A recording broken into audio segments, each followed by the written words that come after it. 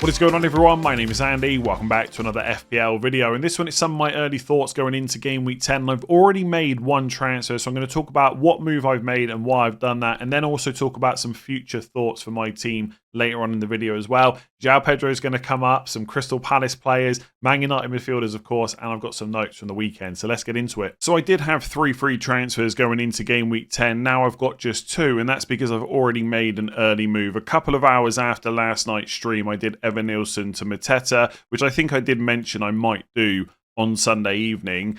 And Mateta did rise in price last night to 7.7 million. Now I did have 0.7 million in the bank. So I could have let Mateta go up in price and then make the move later this week, hoping that Evan Nilsson wouldn't drop. So I would have still had enough money. But there is a chance I might need that 0.1 million this week, which I'll talk about later on in the video. And generally, money could be tight for some of the moves I'm looking at over the next couple of weeks. And I knew that I was going to make this move. Like generally, I don't make that many early transfers. And when I do, someone always says, I thought you said never do early transfers. I don't think I've ever said that, like specifically never ever do an early transfer. I mean, I've been making videos for nearly 9 years, so potentially at some point I did say that. But with FPL, it's always more nuanced than that. For some people, it makes absolutely no sense to move early for Mateta. Maybe they're not quite sure which forward they want to sell, or they've got other players that they might need to deal with, etc. But for me, the only thing that could stop me doing Evan Nilsson to Mateta this week is a Mateta injury. Like, if someone else gets injured, I've still got 2 free transfers to deal with it. And even if someone else did get injured, Evan Nilsson's probably not going to be back this week anyway. And even if he is, it's Man City away. So for me, the only thing that makes Evan Nilsson to Mateta a bad move is if Mateta gets injured, which could happen, of course. But I'm willing to take the risk to save myself a bit of money and have a little bit more team value. I just think outside of Haaland, Mateta probably is one of the best forwards to own right now. So it was a super obvious move. That's why I went early. Will I be sweating now ahead of the Carabao Cup fixture between Liverpool and Palace in case Mateta starts? Of course. And he may well start because Glasner does not rotate that much. But I felt like it was worth taking the risk. Like, absolute worst case scenario, Mateta picks up an injury midweek, he's out for weeks, and I've got to move him to someone else. That would not be ideal, and I wouldn't be happy about it. But I think for my specific team, it made sense to move early. And there was no other forwards I was even considering. It's not like those weeks where you know you want to move someone on and you're not quite sure who you want to bring in. Evan Nilsson to Mateta, I knew I was doing it once I rolled last week. So I'm pretty happy with the move. The team looks mostly okay apart from 2 specific players. But I'll talk about how I could use my other transfers this week or next week later on, because that's probably going to turn into a bit of a ramble. But for now, 1 transfer locked in. Evan Nilsson to Mateta, it just made a lot of sense. Let's talk about João Pedro next. And as more game weeks pass us by, it's becoming more difficult to justify holding on to him. Like, at this point, I'm almost at the stage where he's just got to go. Like, it feels like he's that bad at the moment. And maybe that's a little bit of an exaggeration because it is Wolves at home in 11 and Burnley away in 12. But if you're eyeing up a move for João Pedro to Mateta, I cannot see any reason, like 0 reasons, not to make that move. Now, of course, if you've got money in the bank, you can wait until the Crystal Palace Carabao Cup fixture is finished before you make the move. Like, make sure Mateta is fit. But if João Pedro and Mateta are both fit by the game week 10 deadline, there's only one option between the 2. And I want to be careful in this video because I've talked about Mateta already. I'm talking about him again now. I'm going to talk about Crystal Palace in general in a second. And there's going to be a lot of Crystal Palace chat over my content this week and other people's content as well. It's going to get to the point where people will feel like they're overhyped, and I completely get that, but they are better, and they are going into a nice fixture run. And even with Wolves at home, Burnley away in 11 and 12, it's really hard to justify João Pedro. Like, he's either playing as a number 9 or a number 10 for Chelsea, and he's putting up 0.19 expected goals per 90, 0.05 expected assists. That's pretty bad. The guy is just not shooting either. Like, against Sunderland, it's like, okay, well, Guy will play up front. That means João Pedro gets to play in his better position. Was he any good? I mean, I know Sunderland have done really well this season, and all credit to them, right? It's great to see. I think we don't want a situation where the 3 promoted clubs come up and they get relegated straight away. But I mean, Man United at home not too long ago did pretty well against Sunderland. And so João Pedro, you'd expect more from him, right, in that kind of fixture. And it just didn't happen. And look, I felt all season that his ownership is way too high for what he offers, but I've never, I don't think, said that he's a bad pick because I didn't think he was. I just felt like he was a bit overhyped, and I don't know. I still feel like that.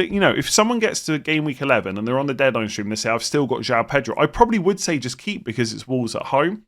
But this week is such a nice exit point. I just feel like João Pedro owners are eager to get rid of him. Now you've got your excuse. It's Spurs away. You've got that Sunderland at home game out of the way. It didn't go well. Now it's Spurs away. A bit more difficult. Not a terrible fixture, but it's a nice exit point. So if you're thinking about getting rid of João Pedro, just do it. I know the fixtures coming up are really good, but especially if it's for Mateta, it's difficult to justify holding on to João Pedro. If you've got like Haaland, Mateta, and João Pedro, fair enough. Keep hold of him. Put off the move to Voltemada, whoever it might be. Get Thiago later on and just hold him for Wolves and Burnley. There might be some specific situations where for your team it makes sense to hold him. But at this stage, for everyone else, it just doesn't seem like a very good pick. By the way, just something to add on here about João Pedro, which I probably should have led with.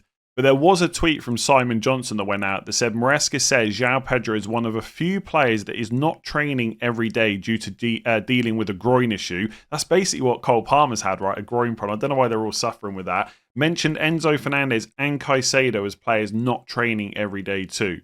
So we have heard that before from Maresca, where he said João Pedro is not 100%, and then he's gone and played like the full 90 minutes. So maybe that is affecting his performances. But if anything, that's just another reason to get rid of him. It's Spurs away. He's maybe suffering a bit of a problem which could get worse. He's just not shooting. The stats are bad.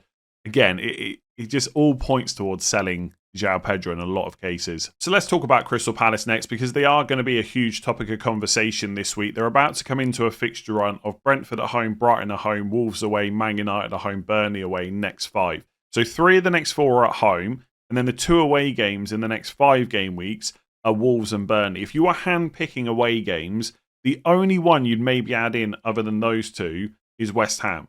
So the fixture run looks really nice. It does get a tiny bit trickier afterwards. So if you look at game week 15, it's Fulham away, and that is followed by Man City at home. But then after that, 17 onwards, it's Leeds away, Spurs at home, Fulham at home. Okay, Newcastle away in 20 is a bit tougher. Then it's Villa at home, Sunderland away. The point is, next 5 are good, and the longer term fixtures are pretty good as well. And it's not like you're targeting a bad team either. Like once you get past the expected top 4 or 5, like Liverpool, Arsenal, Man City, Chelsea, etc., you're then looking at teams like Palace and Bournemouth. So they're a good side with good fixtures, good minutes. They very rarely rotate that team, so you know who's going to play. There's every reason to look at them this week. And as I've just mentioned, it will feel like they're getting overhyped, but they are definitely worth considering. They're not essential. If you go into this week with no Palace, that's probably viable for your specific team. But if you are looking to bring players in this week, Crystal Palace are one of the teams you should probably look at, especially if you're already tripled up on Arsenal or whatever. One, I guess, concern people might have is Europe and how that might affect them. I think against Liverpool, for example, and Everton in recent games they've had, they were very good in the first half and kind of dropped off a bit in the second half. Maybe that's a little bit of tiredness from having to play extra matches. But overall, they've done pretty well. Like if you look at recent fixtures, they've actually had a couple of bad results. So they've just lost to Arsenal. But I mean, that's not. Let me rephrase that. That's not even a bad result. That's actually quite good. Only losing 1-0 away to Palace. I guess the slightly worse results were losing to Everton because they were so good in the first half, Crystal Palace, and they've obviously drawn with Bournemouth, but they've scored 3 goals in the process. So I don't think Europe is affecting them that much right now. I do think in the second half of the season we might see it catch up with them, but right now I don't have too many concerns. Like some people have said to me, you're not worried about Mateta's minutes because of how many games he's played and because Nketiah is there now. But Nketiah's been back for a couple of games already, and it's not really affecting Mateta's minutes.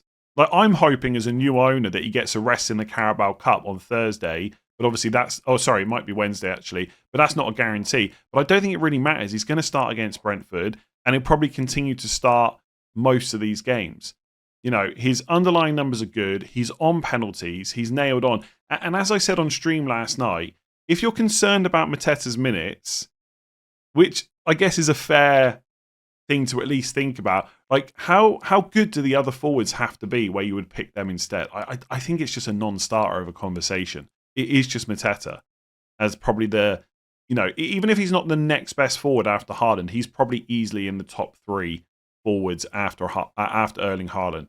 So he's just really good. Sarr, I think if I was looking for a midfielder around 6.5, he's probably the one I would get this week. That doesn't mean if you've got Enzo or Njai, you have to make the move. Absolutely not. They're both good picks as well. But if you've got like a Kudus, bearing in mind Spurs fixtures that are coming up, and you're looking to move to someone else in and around that price, I would just get Sarr. He continues to play every game. The only slight, again, it's not even a concern, right? But he will go to African Cup of Nations, but that's not until game week 17. You just worry about it then, and you will get topped up to 5 transfers in game week 16 anyway, so it's not a huge concern whatsoever. And then Munoz is the best defender, I think. I think he's reminded us over recent weeks how attacking he can be. The underlying numbers are really good. He's basically a right winger that you pay 5.6 million for, but you also get clean sheets. He's the best pick from their defence. But again, if you're sat there with Lacroix like me, there's probably not a reason to move it on unless you've got the luxury of doing so. If you haven't got the money to go Munoz, and you can't really find it anytime soon, and you want to go for Richards, because he's less than 5 million and he does get defensive contributions, that's also fine. So Mateta, Sarr, Munoz, if I was wildcarding this week and I wanted the best 3 Palace, that is who I would go for. But Richards is definitely a consideration as well. Gay, I think, has gone up too much in price to warrant going for, although I think he did have a chance against Arsenal from a corner yesterday. So he has still got some threat attacking-wise, but he's overperformed a bit for me. That's why I don't like him. I think I would go for Richards. And the Acquire is fine to hold, but I don't think I would buy. So Mateta, Sarr, Munoz, Richards are the 4 that I'd probably look at. But easily, Mateta, Sarr, and Munoz are the best picks. If you're looking for a new forward, new midfielder, or a new defender this week, definitely consider them. Let's talk about Danny Welbeck next. 5 goals in his last 4 game weeks, including 2 off the bench against Chelsea in game week 6. Lots of questions about whether to bring him in. He's only 6.4 million, and Brighton are about to come into a really nice fixture run. So Leeds at home, Palace away, Brentford at home, Forest away, Villa at home, West Ham at home. That's the next 6. It looks pretty good. The price is cheap. His underlying numbers are decent. He's probably first choice penalty taker when he's on the pitch as well. He's even taken direct free kicks. When he has started, he's averaged 81 minutes per start. Everything looks good. Maybe you should just bring him in. The concern that I have is the potential for him to pick up injuries. And look, any player can pick up an injury. My main worry with Welbeck is you won't necessarily find out ahead of the deadline, because Hertzler doesn't tend to give that information away. I mean, the same thing happened with Evan Nielsen and Iraola recently, but it definitely happens with Hertzler. We've seen that many times in the past. So you might just rock up to Leeds at home in 10 or Brentford at home in 12, and Danny Welbeck's not in the squad, and you haven't found out about it. Now, if he misses out completely and you've got a good bench, it's not a worry. But if you're running a thin bench, then it might be a slight concern. Again, not necessarily to put you off buying him. It's just something to consider. The other thing is, I tend to have trust issues with players like this that aren't or haven't been always nailed on throughout the season. And things change sometimes, right? From a tactical point of view, or someone gets dropped or someone else gets injured. But if you look at Welbeck's minutes, first game of the season, 21 minutes off the bench. Then he starts and gets 90. Then it's 60, so they drop straight away. Then it's 66. Then it's 2 benchings in game week 5 and 6. And now it's 90, 89, 90. So the minutes are a little bit all over the place. And I did have a brief look. He has got minutes off the bench in any game. So what I'm trying to say is he's not been injured, right? He's either started or been on the bench. It's not a case that he had a bit of a knock and then was starting and etc., right? So the minutes are kind of a little bit all over the place. And that just worries me. I mean, the fact that he's done really well over the last 4 games and played close to 90 in each of the last 3 makes me think that's going to continue now, right? But I guess it's just not a guarantee. And I personally find players like that frustrating. If you're different and you can just put up with that, you don't mind if he gets the odd benching or if he just misses out of the squad completely because Hertzler's not given us the information in a press conference, then by all means buy him. Because when he's on the pitch, he will get chances in that Brighton team. We saw that last season as well.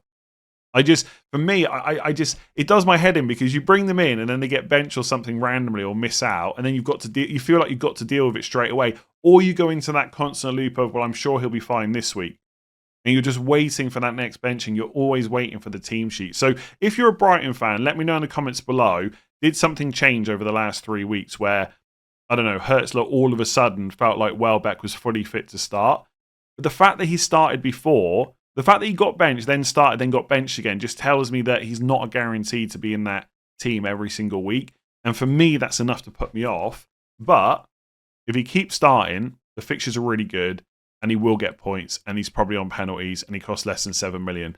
So I don't hate it as a move, but I don't see me bringing him in anytime soon, probably. So let's talk about Man United midfielders next. Decent result against Brighton at the weekend. 2 goals for Mbeumo, Cunha off the mark as well, and Bruno Fernandes, of course, chipping in with DEFCONs. And the next 6 fixtures don't look that bad. Forest away, Spurs away, Everton at home, Palace away, then West Ham at home and Wolves away. So as a set of 6 fixtures, they are okay, and people might be looking at Mbeumo in particular. I will say, though, I think a lot of the reason Man United's fixtures look good is because of game week 12 onwards rather than right now. Because actually 3 of the next 4 are away from home. So Forest away, then Spurs away. Then you've got Palace away in 13, which is difficult. Thomas Frank has shown that he can set Spurs up to defend when needed as well. And again, like if you own a Man United player, you're not going to sell them before Spurs away. But it's not necessarily a fixture you'd want to target. Forest away, I'm not quite sure where I sit in terms of how easy or hard that is. Obviously, Deitch is there now, but we're not quite sure how they're going to perform. Bournemouth didn't really have too much trouble with them at the weekend. So I think that's an okay fixture. But from 12 onwards, then you've got Everton at home in 12, not bad. West Ham at home in 14, good. And then Wolves away in 15. So I think you can definitely delay getting a Man United player if you're unsure. Like if you're kind of on the fence about whether to bring them in, I'd maybe just wait until that game week 12 Everton at home fixture. In terms of these 3 as options, Cunha I just wouldn't go for, because basically Cunha, Mount and Šeško are kind of fighting for 2 positions. So Mbeumo's got that right 10 spot locked down, and Cunha will either play left 10 instead of Mount, or he'll play number 9 instead of Šeško, or he'll just be on the bench when Šeško and Mount play. So Cunha, I just don't think you can fully rely on the minutes, and that's why I probably wouldn't go there. Mbeumo from open play has more threat than Bruno, absolutely. And obviously you save money as well. He's 8.1 million, Bruno's 8.9. And he's on some set pieces. So Mbeumo is just a really good option. I still think Bruno, because of penalties and the addition of DEFCONs, etc., is probably the better pick. And I know that looks really stupid when all Bruno's got is DEFCONs and then Mbeumo's just scored 2 goals. But Fernandes has had quite a few chances himself. Like he's hit the bar against Sunderland, he hit the post against Liverpool. He is getting into pretty nice positions despite starting as a central midfielder. He's still creative as well. And when you add in the penalties, I think I just about prefer Fernandes. But if you're buying new and you want to go in Mbeumo, I really don't hate that. He just looks like the best option from open play, and he is a bit cheaper as well. There's also going to be the question of, do you switch Bruno to Mbeumo? I'm not convinced by that move, to be honest. Sideways moves are always really difficult to justify because there's almost always something more important to do in your team. And basically, with this Bruno to Mbeumo move, the longer you delay it, the worse it will become because of African Cup of Nations. Now, again, you don't want to not buy a player in game week 10 because they're going to AFCON in game week 17. But let's say you get to game week 12 or 14 and you're still thinking about that Bruno Mbeumo switch. You're not going to do it because you're getting closer and closer to then having to transfer Mbeumo back out of your team. So if you're going to do it, you probably want to think about it pretty soon. Personally, unless you're desperate for the money, I just probably wouldn't bother. I just say, like, you've got Fernandes, you just keep him for now. There's not really much reason to need to get rid of him. But if you're buying new and you want to go in Mbeumo, I don't hate it. Some people might be looking at the double up. I've considered it myself. I don't hate it. The only kind of question mark, I suppose, over both Bruno and Mbeumo is from a value perspective. Like, let's say you're thinking about bringing in Mbeumo in this week. He's 8.1 million. You can go and get Sarr for 6.5. Like, what can that extra 1.6 million do for you? You know, it could be like Sarr and Munoz or Mbeumo and a 4 million defender. Now, I know that's probably an extreme example. The decision you've got for your own team is probably a bit different to that. But when you put it like that, there's only one combination, right? It's Munoz and Sarr. So that's the only thing with Mbeumo. I think it massively depends on your squad structure. But if you can get him in without blocking a lot of other moves that you want to make, why not? His ownership's pretty low. He's shown he can score. He's got that creativity as well. And the fixtures are pretty good for the long term. Although I will say again, I think it's mostly from 12 onwards. So just a couple of other notes from the weekend. For Arsenal, Saka was subbed off around the 66th minute. Apparently that wasn't an injury. Essentially, he'd been ill, so hadn't trained properly before the game, or maybe hadn't trained at all. And they were worried about him getting injured, which is why they brought him off. So he'd been ill, hadn't trained, didn't have an injury in that match, but they were just worried about it happening, which is why they took him off. So if you've got Saka, or you're thinking about bringing him in for Burnley away in game week 10, he should be absolutely fine. Obviously, you can wait until you hear from Arteta later on this week just to confirm, but I suspect he's absolutely fine. Saliba, Calafiori and Rice all came off with knocks. I've also seen that Martinelli maybe had a knock at the end of the game as well. We don't know a timeline of any of those players. So if you own Saliba, Calafiori and Rice in particular, don't panic just yet. I think with Arsenal, basically because of the squad depth, they are going to take no risks whatsoever. Like Saliba got injured, Mascara comes on. Calafiori gets injured, Nkapie comes on. Rice gets injured, Marino comes on. The squad depth is just ridiculous. They don't need to take risks. So I suspect they'll all be fine moving forward. But just wait and see, because we know from last season Calafiori did suffer with a few knocks at times. So it might be that he misses out next game. Again, we'll have to wait and see. I guess because of that squad depth, if he is a doubt going into next week, they could just play Nkapie or Lewis Skelly. Like, it's only Burnley away, so it's not going to be that difficult, you would assume, on paper. But let's see what Arteta says. And I stand by, I think, what I said last week. I don't think Arteta's that bad for information these days. I know everyone calls him a liar, and obviously Saka started at the weekend even though he wasn't in training photos. But it shows the fact that he was brought off on the 66th minute. There was an issue there. There was a reason he wasn't in those training photos. Gabriel was only a doubt. He was never ruled out. So him starting is not that much of a reason to knock Arteta. So I would wait until you hear from him on Friday. And I would, for the moment, probably take him at his word as well. Brentford, Thiago back on penalties. Sharda was on the pitch. We know that Thiago took one, scored. Sharda took one, missed. Thiago's taken again and scored. Presumably, he just keeps penalties now. Really good value. Not. Let me refresh. The fixtures coming up for Brentford are not too bad. And obviously, for his kind of price at 6.2 million, he went up last night. There are some games where maybe you can bench him anyway. Dangle also started the last two matches, only 6 million. But I think if you're spending that money, I'd probably just go Minter from Brighton instead. For Chelsea, obviously, Guiu started. He's now down to 4.2 million. But Delap's back soon. So Guiu's minutes are probably not going to be great for the next kind of, long-term, etc. He might start the next game, but long-term, probably not great. But as a cheap enabler, like where you just put him third bench and forget about him and put all your money in midfield and defence, I really don't hate it for 4.2. Like, I mentioned that on Twitter the other day, and someone said, like, why would you want to block your third Chelsea? When am I going to need 3 Chelsea? Like, defensively, if you haven't already picked them up before Sunderland at home, you're probably not going to rush in before that Wolves at home game in 11. And personally, like, I feel like my defence is fine anyway for the most part, so I don't really need Chelsea. Enzo's good. I've got no interest in Caicedo. We're all talking about selling João Pedro. Okay, Palmer might be back at some point, but how many games is Palmer going to have to play back-to-back before we trust him again?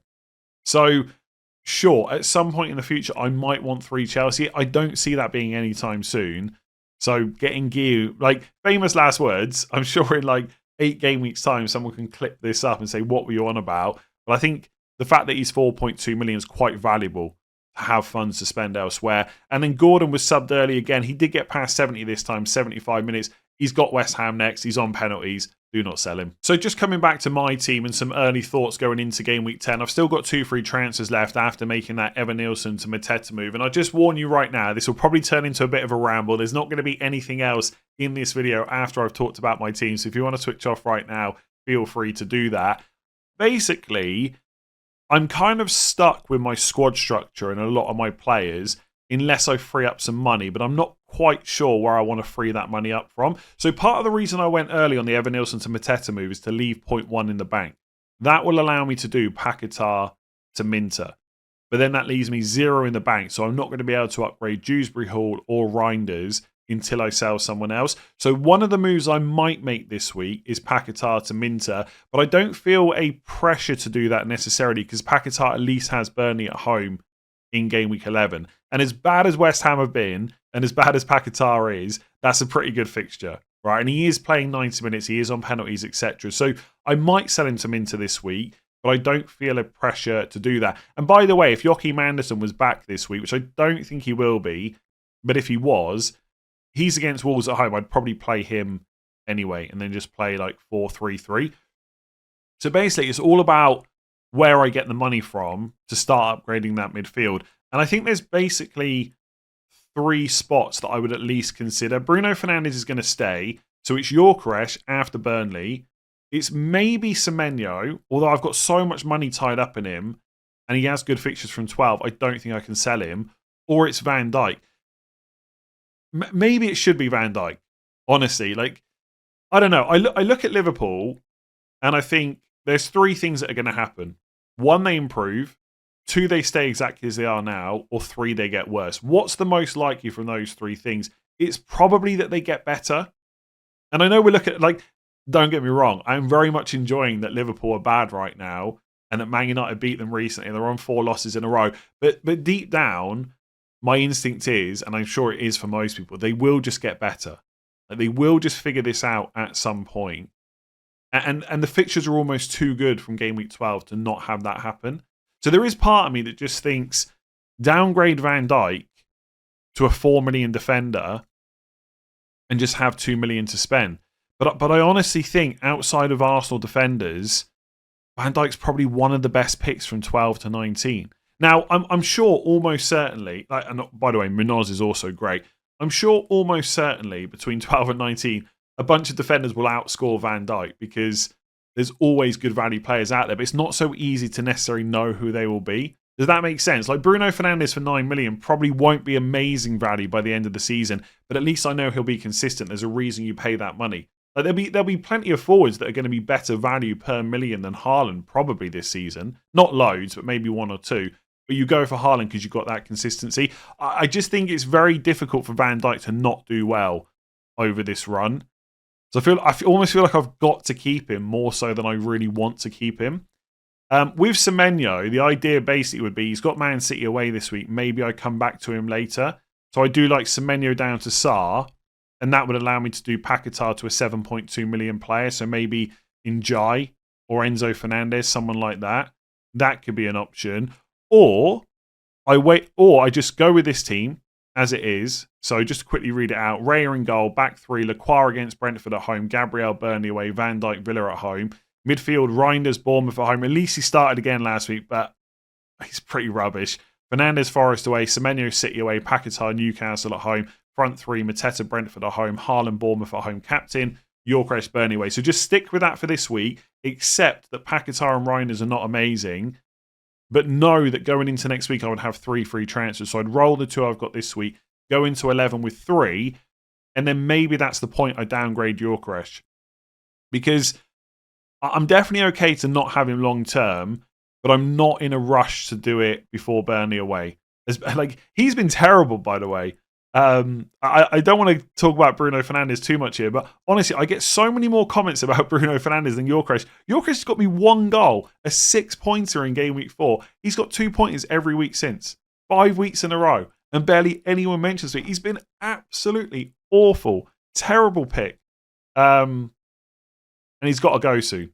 So basically, in game week 11, with 3 free transfers, I could do Gyökeres to Guiu. In fact, that's probably what I would do. Maybe I will consider like a Welbeck or a Thiago just to have a playing player there. But I suspect I'm going to go all the way down to Guiu. I just think forwards in general are not great value compared to defenders and midfielders. And I feel like this also happens every season, by the way. We start off on 3-4-3. We always move to 3-5-2.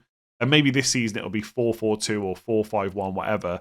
It feels like we always move to less forwards. And that just feels like the right thing to do right now as well. So I'd probably go Guiu. And that would allow me to do Reinders to Saka. And then that leaves me 0.5 million in the bank, which means I've got plenty of money spare to do Paquetá to Minter. So I could either do Paquetá to Minter this week, or I can do it after Paquetá plays Burnley, whatever, right? So that's a move that I could do. And that would leave my midfield Semenyo, Saka, Fernandes, Minter, Mateta and Haaland up front. Some weeks I would play Dewsbury Hall, some weeks I would play 4 at the back because I've got a lot of money in my defence. Or, and this is what I suddenly considered last night after the stream, let's say I do Gyökeres to Guiu, but I don't buy Saka. And I also don't buy an Arsenal defender. Not because I think triple defense is bad. I think it's pretty good. Not because I think Saka is bad. I think he's really good. And that probably is the best move for me to make, is just to get Saka, because the fixtures for Arsenal are so good for so long. And also from a structure point of view, it's better if Palmer does become an option, Saka to Palmer straight swap, etc. But what if I don't do either of those things? No Saka, no defender. All of a sudden, Paquetá, Reinders, Dewsbury Hall can become Mbeumo, Sarr, and let's just say Njai, right? It doesn't have to be those three players. But then all of a sudden, I'm playing Haaland and Mateta up front. I've got a midfield five of Njai, Fernandes, Sarr, and Mbeumo, Semenyo. Now, some of you will be able to get a midfield similar to that and have Saka, right? Which is great. But I've got a lot of money in my defence, and I don't want to sell Gabriel. I don't want to sell Van Dijk, and Lacroix's about to come into really good fixtures. And I got Senesi at 4.6, so I don't really want to sell him either. So for me, by not getting Saka, I can get this really nice midfield. And maybe at some point I sell Van Dijk for Timber, right? Something like that. And then I've got triple Arsenal defence. Maybe later on I just go back to Saka. Like, we're going to get 5 free transfers in game week 16. So this is something I'm considering. So basically it would be Njai, Mbeumo, Sarr instead of Dewsbury Hall, Saka and Minter. Now, I think the Mbeumo and Njai Sarr sounds better, but it's worth saying most weeks I wouldn't necessarily have to play Dewsbury Hall because of my defence. The other thing that concerns me about this is I've got so much money in my defence. If I put so much money in my midfield, I'm benching good defenders. And, you know, I've set up in a way where I should be playing a back four a lot of weeks, but actually I'm going to want to play a back three. And again, there's nothing wrong with having a strong squad. It makes you it puts you in a better position to deal with injuries, and you can rotate because of fixtures and stuff like that. But also, I know deep down that a lot of the time in FPL, it's just better to have a, standard structure. So have a Saka spot there and have a little bit less money elsewhere. But that's what I'm considering. Basically, long and the short of it is, I think I'm leaning towards rolling the other two transfers rather than getting Minter, purely because it leaves so many more options open next week as to what to do with Gyökeres. Like, basically with Gyökeres at the moment, I don't feel a pressure to do the Saka switch, but I also don't want to block it. So I'm trying to put off the decision of what to do with the Gyökeres money as long as possible. And I just think this week, if I do the Gyökeres Saka switch and get Reinders out for Saka, then I just play Dewsbury Hall instead. So it doesn't really make too much of a difference to my team. And if I do Paquetá to Minter, that's fine. That is an upgrade. But because Paquetá's got that Burnley fixture next week, I'm not so worried. So I've made the Evan-Nilsson to Mateta move. I am strongly leaning towards rolling the other two transfers unless I get injuries midweek. And then next week, maybe plucking up the courage to sell Gyökeres and not get a third Arsenal for now. And just to upgrade that midfield. Because I am more than happy with Van Dijk from 12. Gabriel's great. Lacroix's got good fixtures. Senesi from 12 looks good. Joachim Andersen, if he's back fit from 12, looks good as well. There wouldn't necessarily be a pressure to get that third Arsenal. And it might be that I go to Munoz first instead anyway. And I know it sounds crazy to not have 3 Arsenal. And the likelihood is I don't do that. But I think it could be viable. And it's not like I'm shut off from them forever. I can just go to a different one whenever I want. So that's my thinking with future moves right now, is just to roll the other two. We'll see. Anyway, I didn't promise you. I did warn you that was going to be a ramble. If you enjoyed that video, make sure to give it a like, hit that subscribe button. I'll be back with transfer tips tomorrow. I'll catch you then.